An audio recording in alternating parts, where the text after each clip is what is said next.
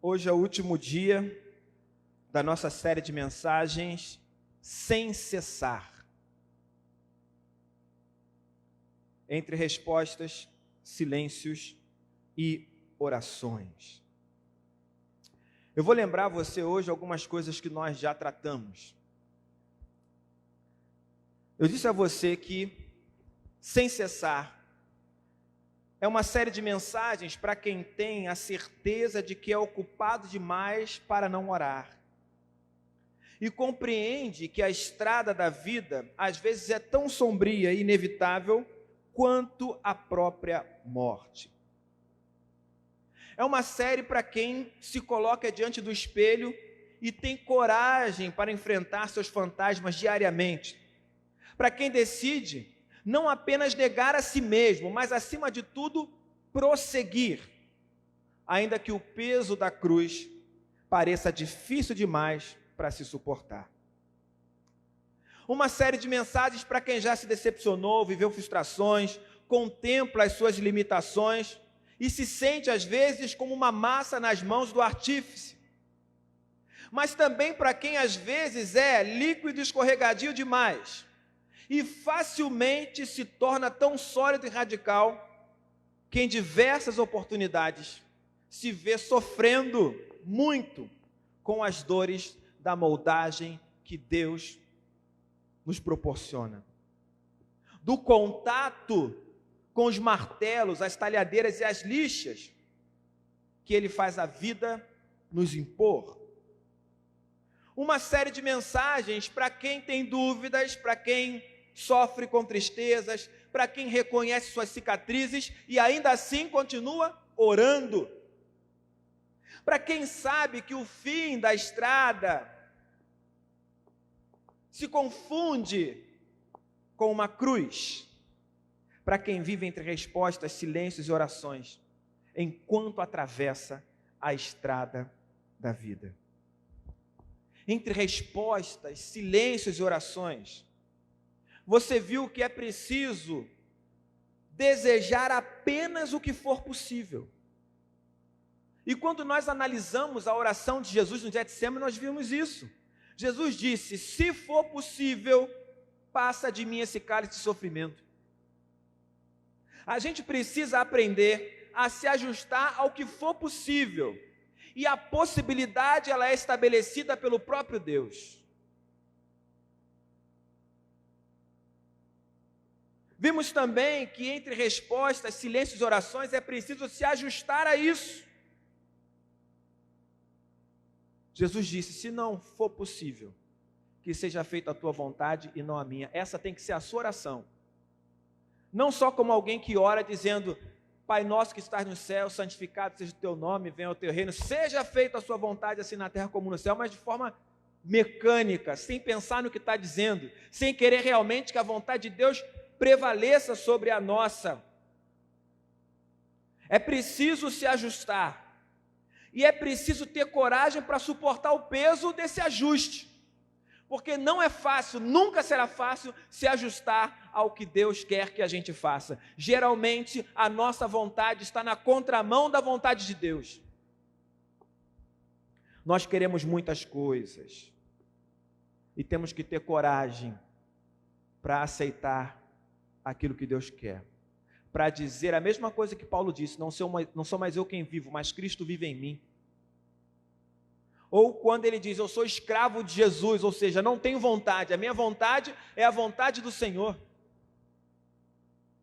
Nós antes éramos escravos do pecado, influenciados por ele, carregados por ele, mas agora que Cristo nos encontrou, nós nos tornamos servos de Deus, e servo não tem vontade, a vontade do servo é a vontade do seu Senhor.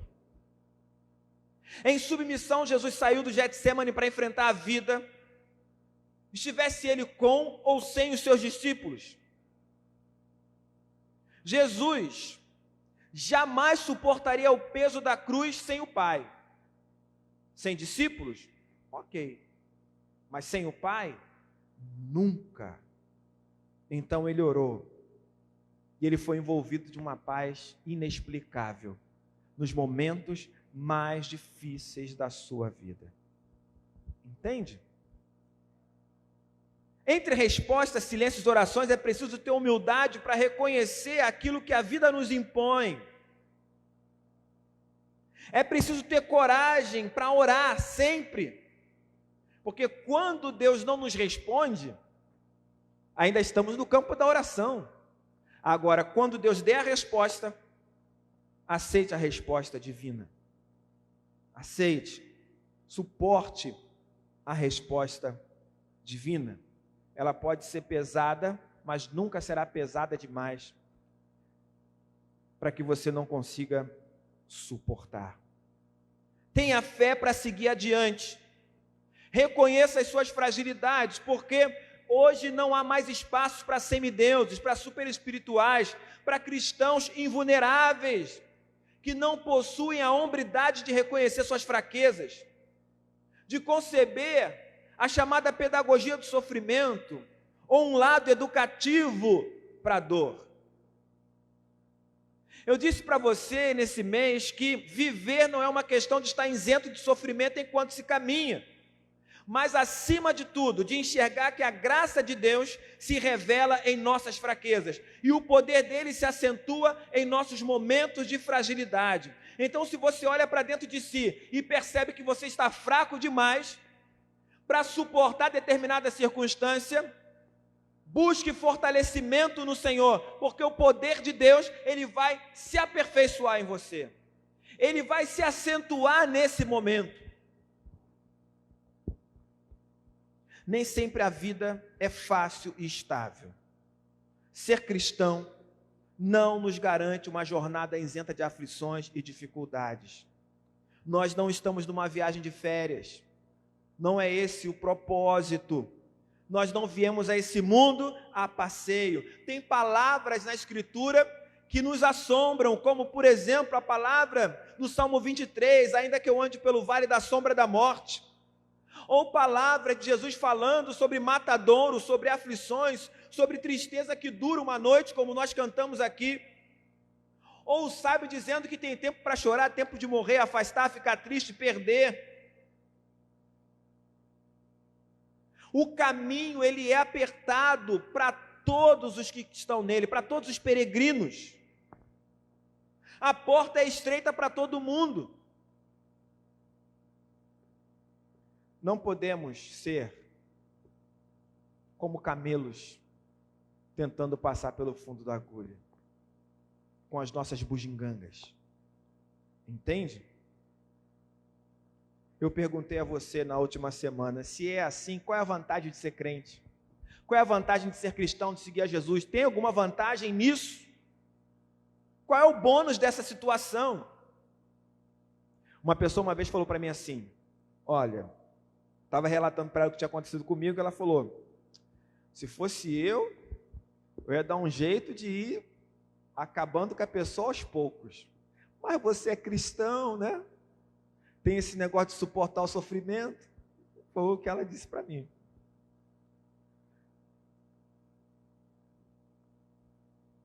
A vida não nos garante isenção de sofrimento. Mas enquanto caminhamos e sofremos porque estamos nesse mundo, Deus vai nos aperfeiçoando o caráter. Ele vai amadurecendo a nossa fé. A nossa relação com Ele vai se estreitando. Ele nos pastoreia. Porque o mesmo Jesus que disse palavras como matadouro, foi aquele que disse que não nos deixaria órfãos, que estaria conosco todos os dias, que nós não deveríamos ter medo, teríamos que crer nele, crer no Pai também, ter paz, ter bom ânimo e vencer o mundo, porque ele também venceu. Entende? E aí eu disse para você que você não pode parar. A jornada ainda não acabou. E entre respostas, silêncios e orações, é preciso orar sem cessar, com fervor e tremor. Falei sobre a importância da comunidade para você. Um lugar de aconchego, um lugar para você voltar e compartilhar o que você passa na vida. Compartilhar as suas angústias, ameaças que você sofreu. A comunidade é esse lugar, porque o cristianismo é essencialmente comunitário. E uma vida cristã sem o contexto comunitário é como uma lanterna embaixo da mesa. Vai apenas autoconsumir a sua energia, até acabar completamente e se apagar. Talvez se eu dissesse aquele exemplo da brasinha, você achasse clichê, não é? Uma brasinha fora do braseiro, ela esfria. Não é esse o exemplo, né? O braseiro pode estar frio, mas se você estiver inflamado, você vai acender esse braseiro. Entende? É preciso experimentar o Evangelho. Experimentar, colocar em prática, testar o Evangelho, ver se funciona. Você precisa fazer isso. Tem gente que começa a orar, a buscar a Deus e se espanta. Se espanta porque Deus fala, porque Deus responde. Olha, tem gente que conta isso com uma grande surpresa. Eu estava orando ao Senhor pedindo uma resposta e Deus falou comigo. Isso deveria ser sobrenatural para nós? Deveria? Deveria ser algo estranho, um crente orar e Deus falar com ele? E Deus mostrar o que ele quer? Alguém orar pedindo a Deus que o console e se sentir consolado, deveria ser estranho para nós? Alguém orar pedindo a Deus que o cure e ser curado, deveria ser estranho para nós isso? Alguém que sofre uma perda tão grande, pedir a Deus que ajude a lidar com isso e com o passar do tempo, vá conseguindo caminhar de novo.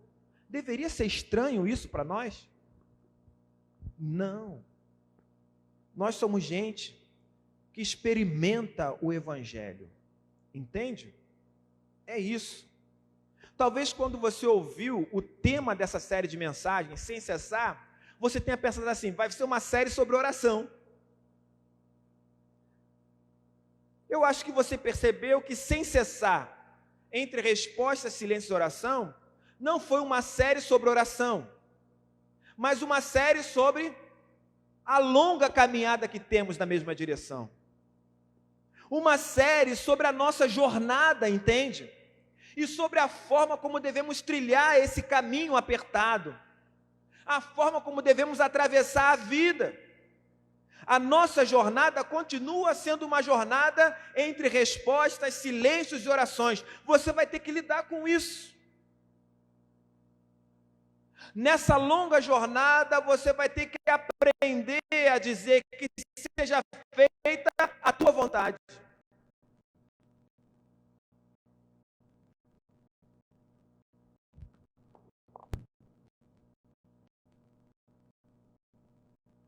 Quando eu olho para a vida, eu percebo que em muitos pontos da estrada, em muitas páginas do livro da minha vida, eu me fiz a seguinte pergunta: o que Deus quer de mim? Você já descobriu o que Deus quer de você? O que Deus quer de você? A resposta é muito simples. A gente é que complica tudo. Tem um que fala assim, eu quero saber qual é o plano de Deus para a minha vida. Como se o plano de Deus para a minha vida fosse diferente do plano que ele tem para a vida do Márcio. É tudo muito simples. Simples, simples, simples. Nós somos raça eleita, nação santa, sacerdócio real, povo de propriedade exclusiva de Deus, a fim de quê? Proclamar as virtudes daquele que nos chamou das trevas para a sua maravilhosa luz. Nós quem?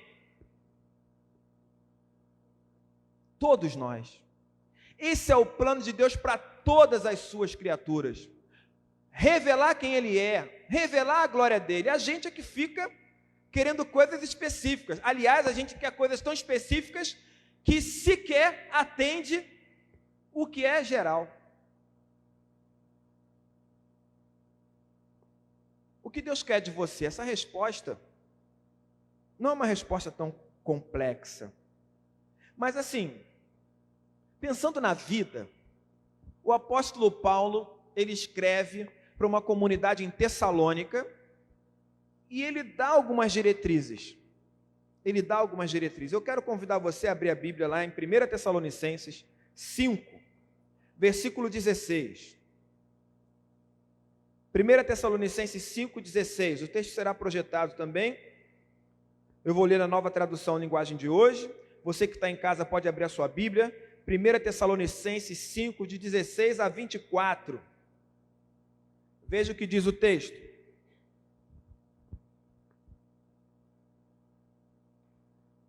Estejam sempre alegres, orem sempre, e sejam agradecidos a Deus em todas as ocasiões.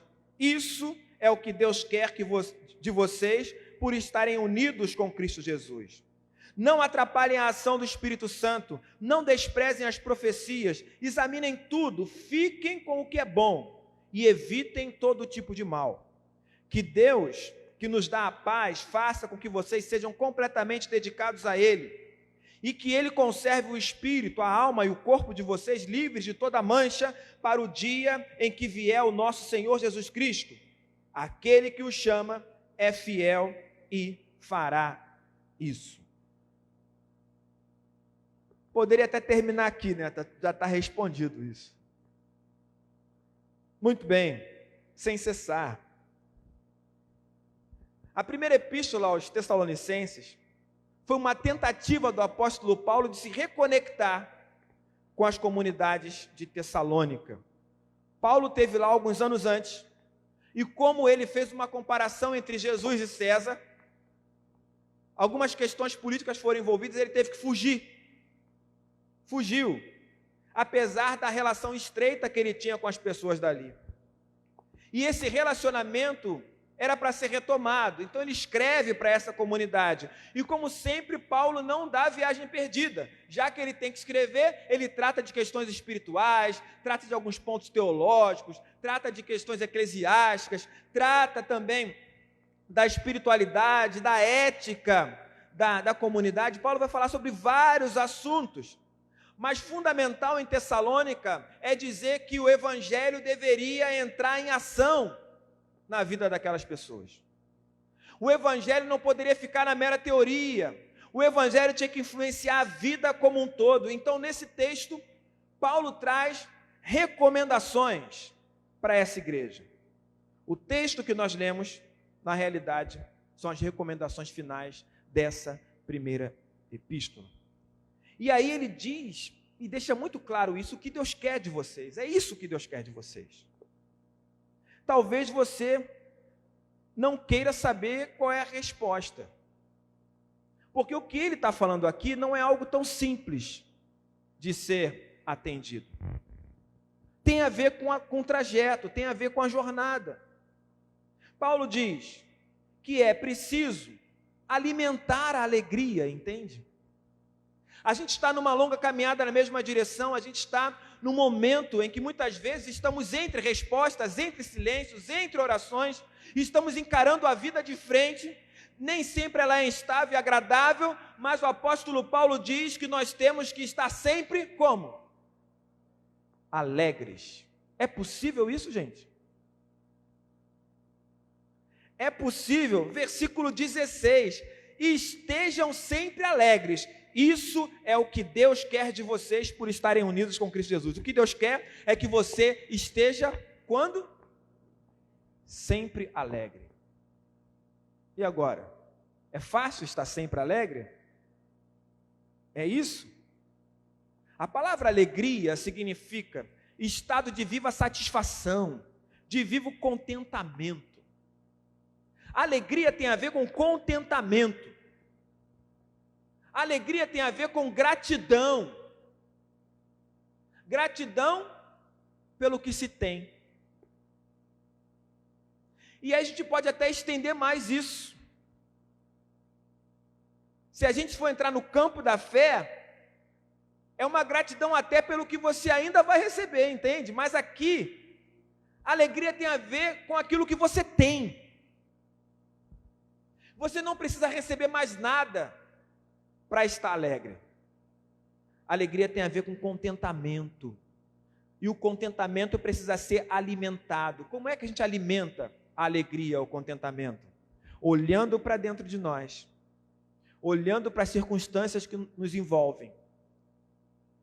E percebendo aquilo que a gente tem. sendo grato pelo que tem. Eu perguntei a você, é possível estar alegre o tempo inteiro? Se você ficar pensando no que você não tem, se você ficar pensando no que você perdeu, e eu coloco perdeu entre aspas, por quê? Lembra que eu falei que Paulo está falando sobre uma teologia que tem que ser colocada em ação, o evangelho em ação?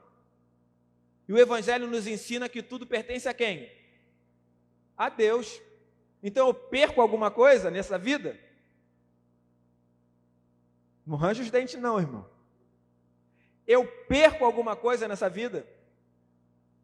Hein? Quem perde? Vamos lá. Você está vindo para a igreja no Uber, de repente param o Uber e levam o seu netbook, levam o seu celular, levam o seu tablet, leva tudo. Deixa só você com a roupa do corpo. Você pode falar, o meu tablet, o meu netbook, o meu celular, o meu isso, o meu aquilo, e ficar lamentando as suas perdas até ficar amargurado. Ou você pode perceber que o tablet, o celular, são seus? Hein? Não. Quem te deu? E ele pode dar outro? Pode. É difícil isso, né? Porque a gente tem um senso de posse muito grande. Muito grande. Um pastor amigo meu também fez aqueles votos que a gente fez aqui, né? A gente estava conversando, ele falou assim no grupo: eu não sei como que eu posso cumprir esse voto de não ser dono de coisa alguma se eu estou construindo uma casa, mas tudo bem, ainda estou descobrindo. Quando ele falou isso, eu lembrei, não tive oportunidade de falar para ele na reunião, mas eu lembrei do seguinte, né? Uma das formas seria você entender que a sua casa não é só para você, é para todos, né? É uma bênção para outras pessoas. A sua casa, quando você convida alguém para ir até lá e usufruir do que ela tem, você está compartilhando algo que Deus deu para você para abençoar outros também. Essa é uma forma, não é? Não vou nem falar da situação aqui da casa de veraneio, que você pode chamar alguém que nunca teve oportunidade de ir para um lugar desse e está lá. Entende? Então perceba, tudo que nós temos é de Deus. Esse senso de posse, ele tem que ser eliminado. E aí você está achando que eu estou falando só de coisas? Tem até medo de falar isso, mas estou falando de pessoas também. Entende? Você não é dono de ninguém, cara, nem da sua vida. Como é que a gente alimenta a alegria? Olhando para dentro de nós e para as circunstâncias e sendo grato pelo que a gente tem. Por quê? Porque na realidade nós temos recebido tudo o que necessitamos. É isso. Entende? Então, é possível estar sempre alegre? É possível? É. Se você não estiver alegre, é porque você não está enxergando as coisas como elas são. Entende? Ué, mas quer dizer então que eu nunca vou ficar triste? Perceba, Paulo diz assim aos Coríntios: entristecidos, mas sempre alegres. Ué, a tristeza que a vida me impõe, ela não elimina o meu contentamento. Então, embora eu esteja num momento de profunda tristeza, a alegria não foi embora. Não é porque eu estou chorando que eu não tenho alegria. Entende? É meu momento de pranto. Não confunda alegria com sorriso, com gargalhada. Não é isso. A alegria tem a ver com contentamento. Entende? O que Deus quer de você nessa jornada da vida? Que você esteja sempre alegre. Sempre alegre. Entende? Você pode até não estar rindo à toa. Pode não ter dinheiro no bolso.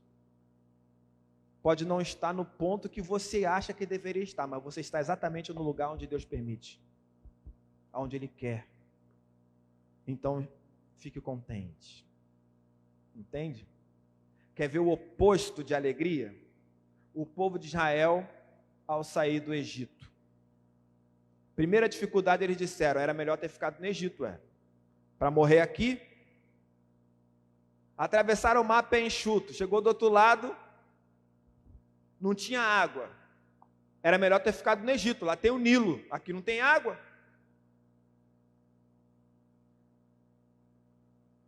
Ganharam água, Deus começou a mandar maná para eles comerem.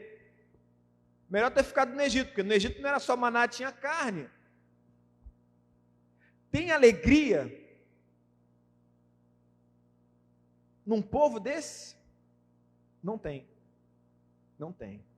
E Moisés, quando ora, fala assim, esse povo só falta me matar.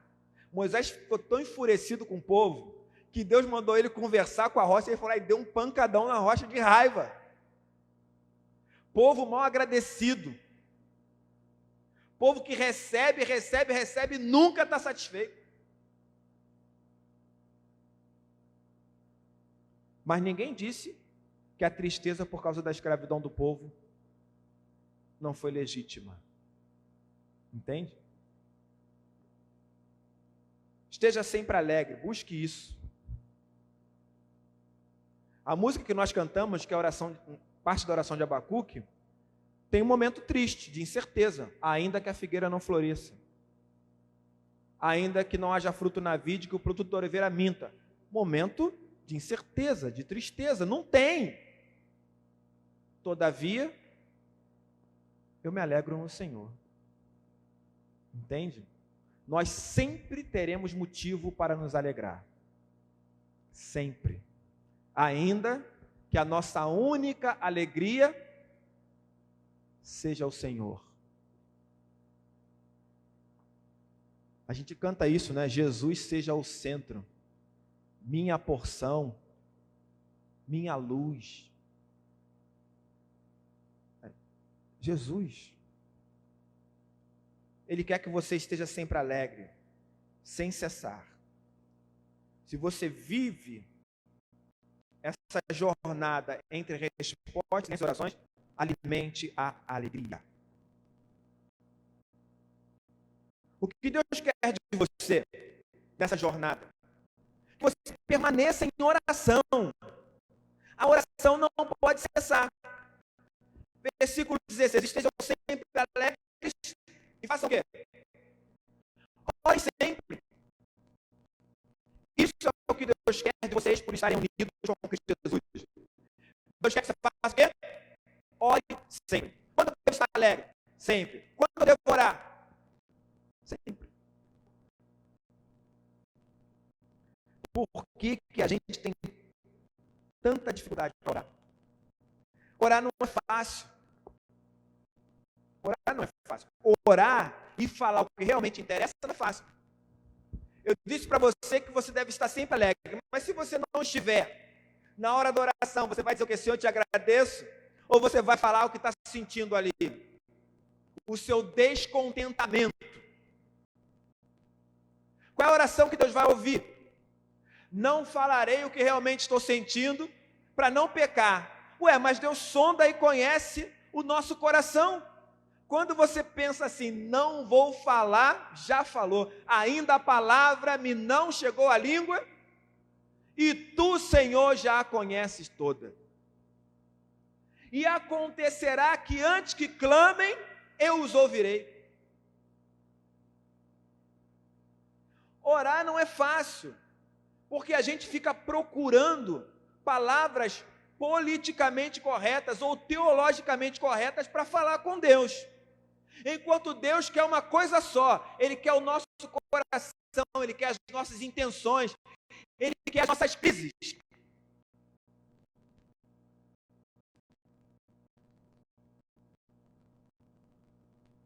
Quem ora tem que estar disposto a perguntar, suportar a resposta e se submeter.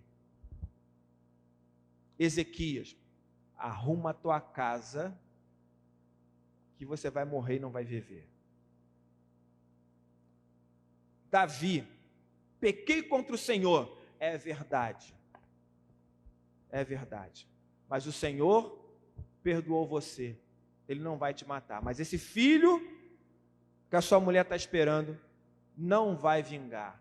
Davi orou e jejuou pela criança. Quando a criança morreu, ele seguiu em frente. Entende? A gente tem que aprender a orar para se submeter. Orem sempre. Orem. Você está aí agora? Ore. Você está andando na rua? Ore. Está indo para o trabalho? Ore. Viu alguma coisa na rua estranha? Ore. Viu alguém acidentado? Ore. Soube de alguém que está passando por uma enfermidade? Ore. Ore sempre, entende? Ore pelos seus filhos, pelas suas filhas, pelo seu esposo, pela sua esposa. Ore pelo vizinho que você não gosta, entende? Ora pelo político que você detesta, odeia, ora pelo cara.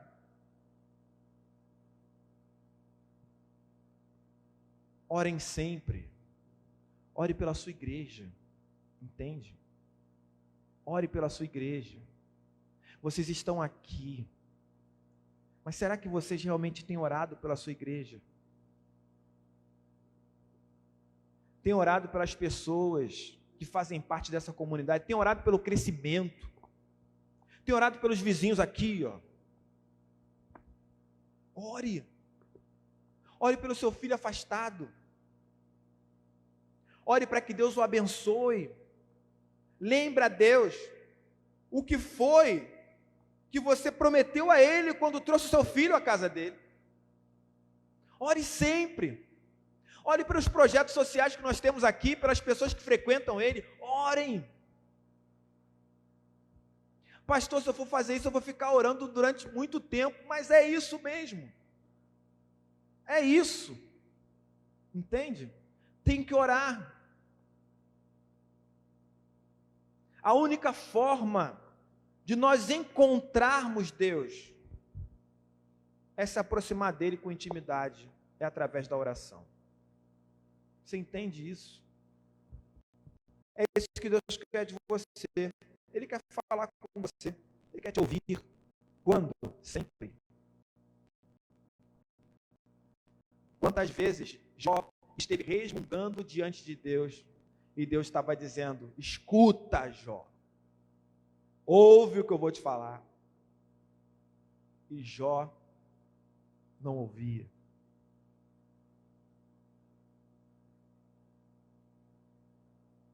Quem ora fala sem medo de ser rejeitado ou de ser incompreendido. Você tem medo de Deus não te entender? Eu não tenho. Agora não. Agora não. Deus me entende. Ele entende as minhas angústias e as minhas manias. Aquilo que a minha esposa não suporta em mim, Deus suporta. Que coisa boa, né? Aquilo que nem eu mesmo suporto em mim, não acredito que eu estou fazendo isso de novo. Deus suporta. Entende? Se Ele me deu essa liberdade, aí, filhinho. É como se Deus desse para nós o seguinte, veja bem. Ele te leva, sei lá, te leva para Disney. E Ele diz para você assim: olha, não tem fila para pegar ingresso. Você pode entrar direto, brincar aonde você quiser, pelo tempo que você quiser. Se tiver com fome, você entra em qualquer restaurante desse aí, come sem fila, sem nada. Entende? Cansou? Tem um hotel para você descansar o tempo que você quiser, não tem fila, não tem que dar satisfação, não tem nada. Cara, acho que eu vou brincar até cair, né? Talvez você falasse assim, não, pastor, eu não vou brincar, eu vou para o restaurante e vou comer até cair, né? Mas se Deus te deu essa liberdade para falar sobre o que você quiser, a hora que você quiser diante dele, por que que você vai ter pudores? Por quê? Ore sempre. É o que Paulo está dizendo aos Tessalonicenses. Nessa jornada, quem ora está em vantagem. Entende? Pelo menos tem a vida mais leve.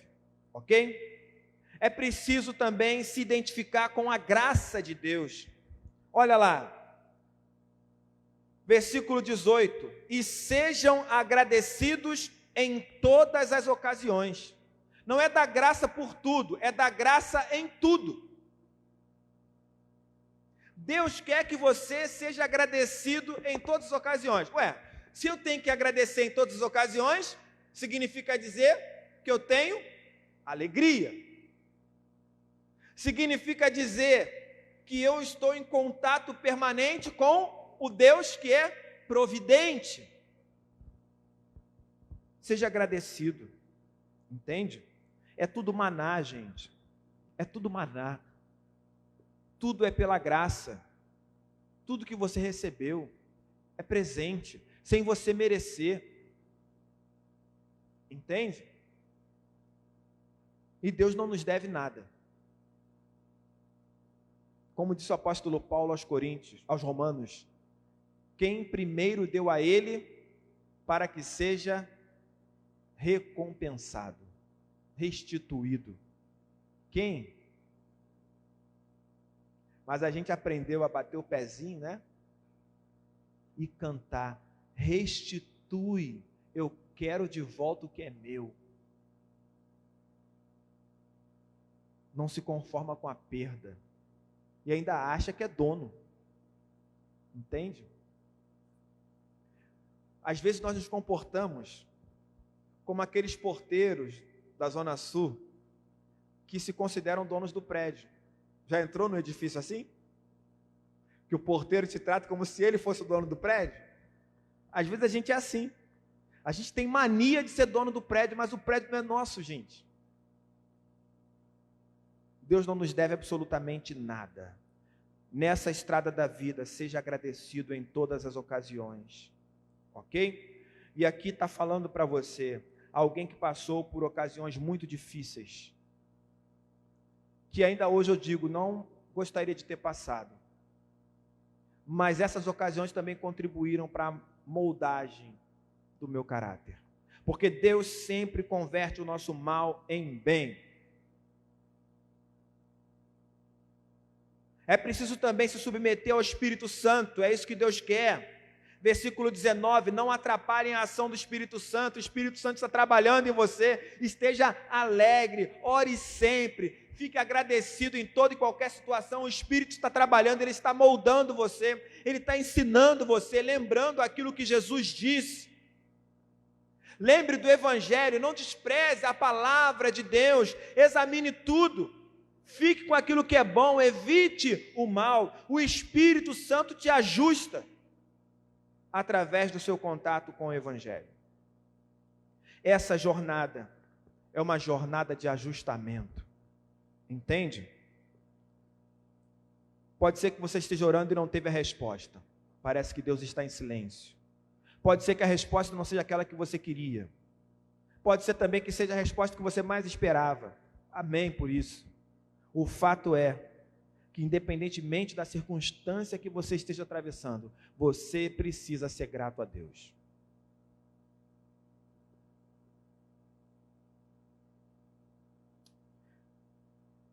Para concluir, eu queria dizer para você que se tem uma coisa que jamais devemos esquecer, é que a vida está sempre em movimento. Sempre. Ela não para. A vida só para quem morre. Para quem está vivo, ela continua se movimentando. Pode se movimentar mais rápido para algumas pessoas, mais lentamente para outras, mas sempre há movimento. As águas do mar da vida, como o hino diz, né? são intensas. O vento, que o cântico também diz, ele é impetuoso. O mar que nós enfrentamos todos os dias, ele é revolto, é inconstante. E as pessoas que nós conhecemos ao longo do percurso são singulares e muitas vezes indomáveis. Você também é uma dessas pessoas. O caminho que você está trilhando, ele é apertado mesmo. E passar pela porta estreita está longe de ser o nosso maior desafio. Passar pela porta estreita talvez seja até muito mais fácil do que trilhar o caminho apertado. Por quê? Porque a gente deixa parte das nossas coisas na porta, já tem um ajustamento. Mas nós perdemos muitas outras ao longo do caminho. A moldagem acontece na caminhada. Eu não sei o que você deixou, eu não sei o que você perdeu, eu não sei o que você imagina que foi retirado de você, mas eu sei por experiência própria que qualquer perda em qualquer nível traz sofrimento, gera reajustamento. Durante a caminhada, nós continuaremos sendo assolados por muitas incertezas, mas ainda assim precisaremos prosseguir sem cessar. Entende?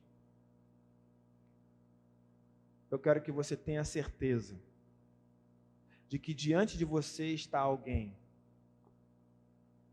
que tem as mesmas dificuldades, as mesmas incertezas, as mesmas dores, as mesmas dúvidas, as mesmas angústias, mas que ainda assim, pela graça de Deus, está tentando prosseguir. Entende? Então, quando você pensar em parar, olha para o lado. Talvez você enxergue alguém que está no mesmo percurso que você e que pode, ombro a ombro, ajudar você a ir mais uma légua. Amém? Seja essa pessoa também para mim. Em nome de Jesus. Feche seus olhos.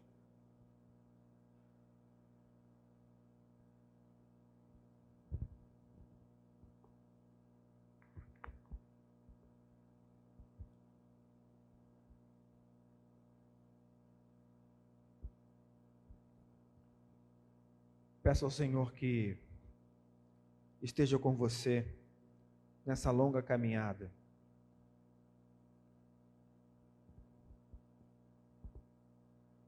Que você suporte o ajustamento que Ele está fazendo.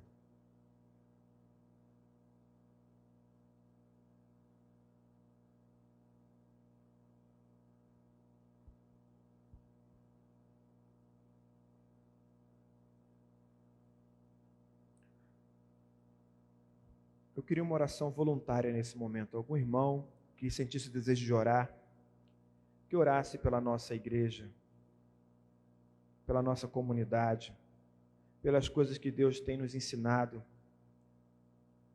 e pelo que o Espírito Santo quer realizar em nós e através de nós.